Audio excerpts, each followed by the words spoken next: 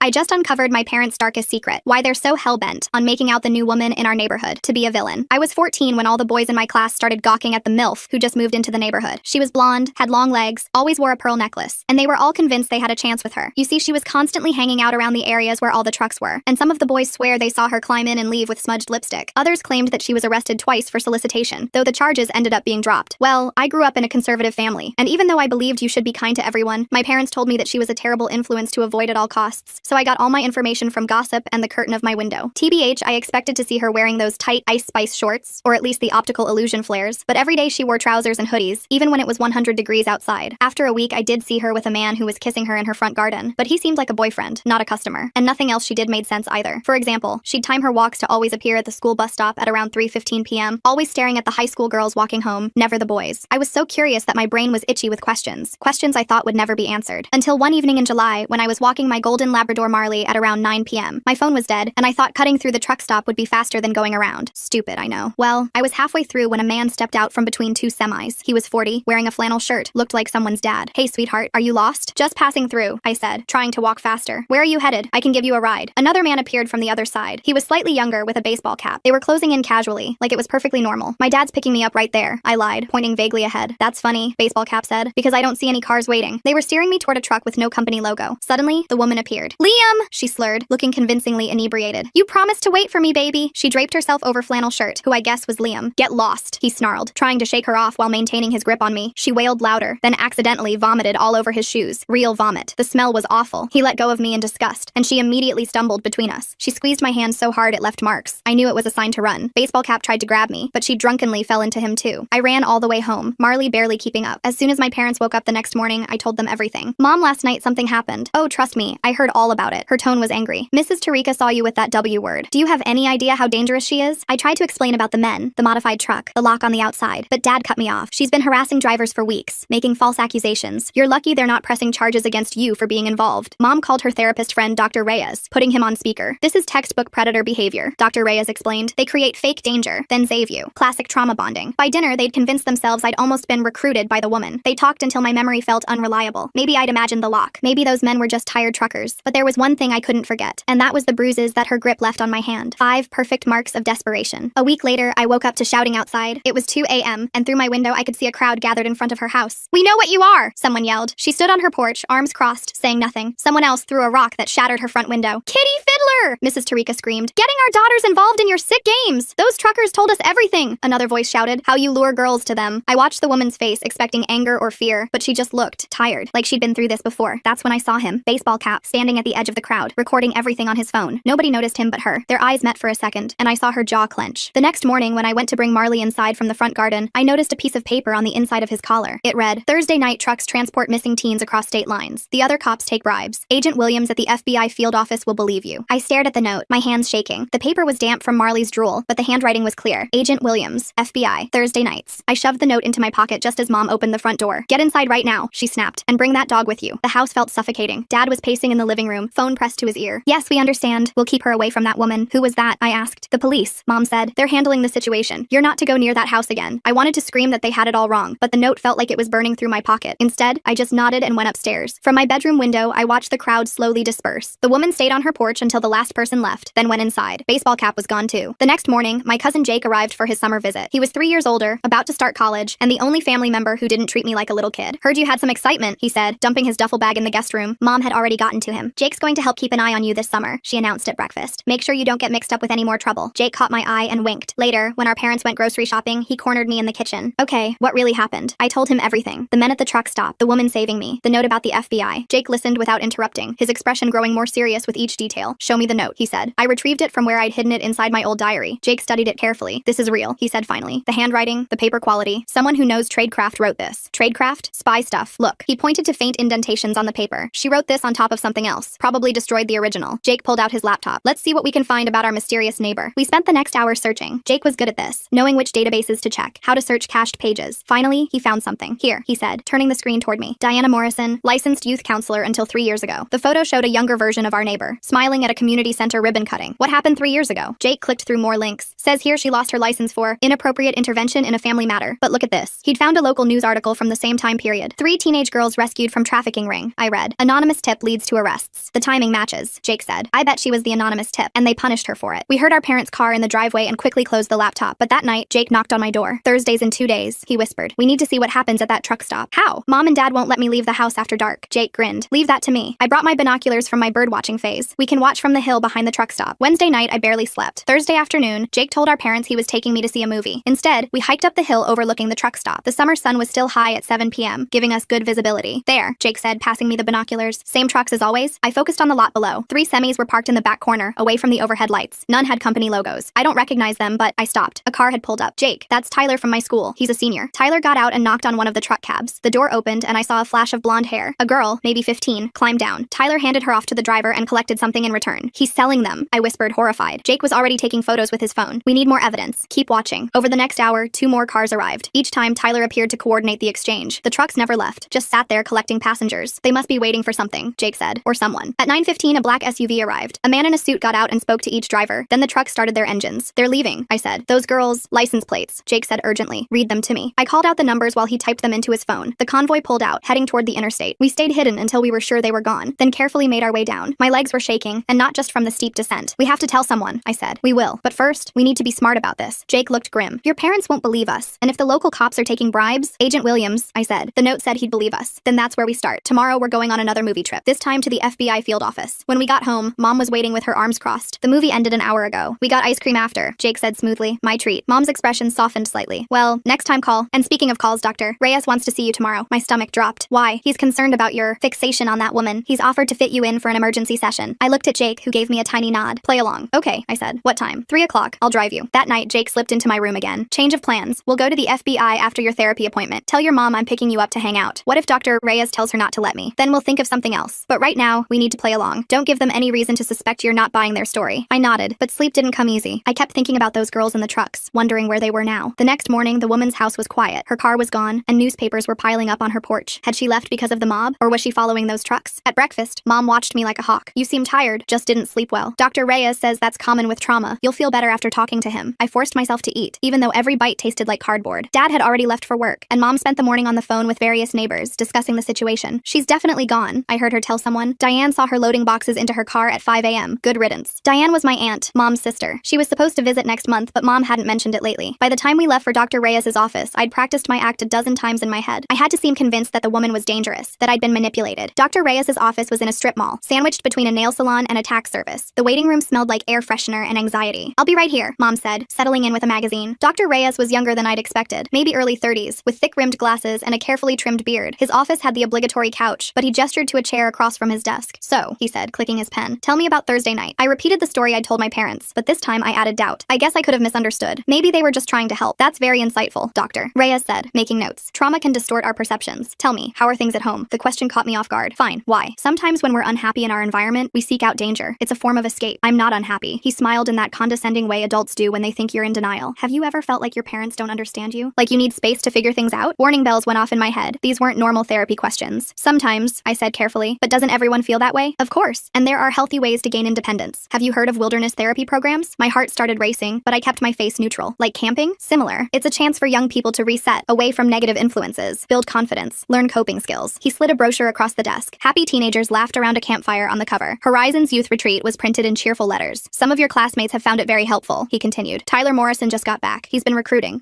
Sharing his positive experience with other students. Tyler. The same Tyler I'd seen at the truck stop. I forced myself to look interested. How long is the program? It varies. Some students benefit from just a few weeks. Others need longer to really process their issues. He leaned forward. I think you'd be an excellent candidate, especially given recent events. I took the brochure, my hands steady despite the churning in my stomach. I'll think about it. Wonderful. And in the meantime, I'd like to see you twice a week, just to monitor how you're processing everything. The session continued for another 20 minutes, Dr. Reyes asking probing questions about my friendships, my relationship with my parents, whether I ever felt unsafe at home. By the time we finished, I felt like I'd been turned inside out. Mom was all smiles when I came out. How did it go? Great, Dr. Reyes said before I could answer. She's very receptive to treatment. I've given her some information about additional resources. In the car, Mom glanced at the brochure. Oh, that looks wonderful. Fresh air, structured activities. Maybe we should consider it for the rest of summer. Maybe, I said, texting Jake under the dashboard. Can I think about it? Of course. But Dr. Reyes is right. You need distance from all this drama. Jake was waiting at the corner near our house. Mom let me out, reminding me to be home by 6. house. How'd it go? He asked as soon as we were out of earshot. I handed him the brochure and explained everything. His face darkened with each detail. This is bigger than we thought, he said. Dr. Reyes is recruiting for them, using his position to identify vulnerable kids. The FBI office? Definitely. But first, he steered me toward the woman's house. We need to check something. The house looked abandoned. Newspapers covered the porch and mail spilled from the box. But Jake wasn't interested in the front. Garbage day is tomorrow, he said, leading me around back. If she left in a hurry. 3 bins sat by the alley. Jake pulled on gloves he'd brought and started searching. I kept watch, terrified someone would see us. Got it, he whispered, pulling out a manila folder. Look at this. Inside were printed emails. The sender addresses were partially obscured, but I could make out period. Reyes, on several. The recipient was someone named Kyle. The Morrison girl is perfect for the program, Jake read. Parents are overwhelmed. History of running away. No one will question a few months of treatment. My blood ran cold. The Morrison girl. That could be Tyler's sister, Jake finished. She went to that camp last year. Came back different. We photographed everything, then carefully replaced the folder. As we walked away, I noticed curtains moving in the house across the street. Someone saw us, I said. Then we better hurry. The FBI field office was a 40-minute bus ride downtown. Jake had researched the route, timing it so we'd arrive before they closed. The building was intimidating. All glass and steel with security guards at the entrance. We need to speak to Agent Williams, Jake told the receptionist. It's about a tip we received. She looked skeptical until Jake showed her the note. Her expression changed immediately. Wait here. 10 minutes later, a tall black man in a crisp suit emerged. I'm Agent Williams. You have information for me? We spent the next hour in a small conference room, showing him everything. The photos from the truck stop, the emails, the brochure from Dr. Reyes. Agent Williams took notes, occasionally asking for clarification. This is good work, he said finally. But I need you to understand something. These operations are complex. It takes time to build a case. But those girls are our priority. We've been tracking this ring for months. Your information fills in crucial gaps. He leaned back. The woman who gave you that note, Diana Morrison, she's been helping us unofficially. So she really was protecting kids like you. She lost everything for it once. Now she does what she can from the shadows. His expression was grave, which means you two need to be very careful. These people have eyes everywhere. What should we do? Go home. Act normal. If Dr. Reyes pushes the wilderness program, stall. Say you need time to convince your parents. We'll be watching. He gave us his direct number and made us promise to check in daily. The bus ride home was quiet, both of us processing everything we'd learned. Your hand, Jake said suddenly. I looked down. My left hand had fresh bruises, probably from gripping the binoculars too tight. They looked like finger marks. We'll say you fell, he said, but someone's going to notice. He was right. At dinner, Mom zeroed in on them immediately. What happened? Tripped walking Marley, I said. Caught myself weird. She frowned but didn't push it. Dad was distracted by work emails, and Jake smoothly changed the subject to his college plans. But later, while helping with dishes, Mom grabbed my wrist. These don't look like fall bruises. Mom,